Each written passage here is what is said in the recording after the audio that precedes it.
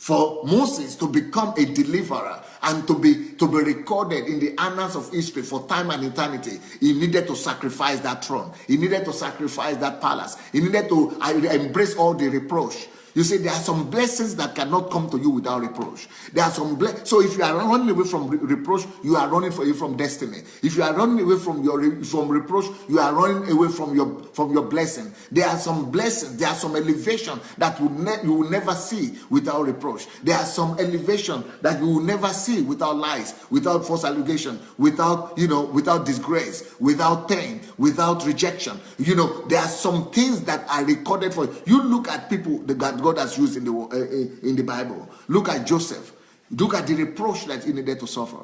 But he went through it by faith, and the faith, made him who he became. Look at Daniel. Look at the reproach he needed to suffer. Look at David. Look at the reproach he needed to suffer. Look at, Paul. Look at the reproach he had to suffer. Even among the brethren. Look at the reproach he had to suffer. Look at Jesus. Look at the reproach Jesus had to suffer. Look at, Samuel. Look at the reproach he had to suffer. Look at any man of God that is being celebrated right now all over the world. Any man of God that is in the Bible. Any story that you see in the Bible, they all had faith for reproach. And we are the ones who don't talk about this faith. We don't talk about this faith for reproach. We don't talk about this faith for shame. We don't talk about the faith for disgrace. We don't talk about it. And you must have this faith. This is another level of faith. Faith for disgrace, faith for reproach, faith for shame. When you are able to embrace this kind of faith, this level of faith, when you are able to move in this level of faith,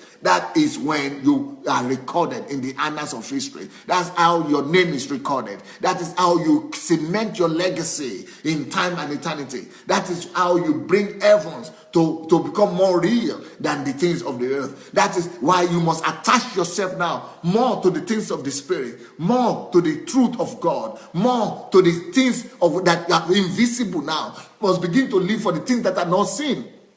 And you must make those things that are not seen stronger, more visible than the things that are seen. You must begin to see things in the Spirit and be more committed to those things and be more dedicated to those things that are not seen than the things that you are seeing around yourself. You must align yourself with the invisible realm, with the realities of the Spirit, and begin to work them out to bring them to the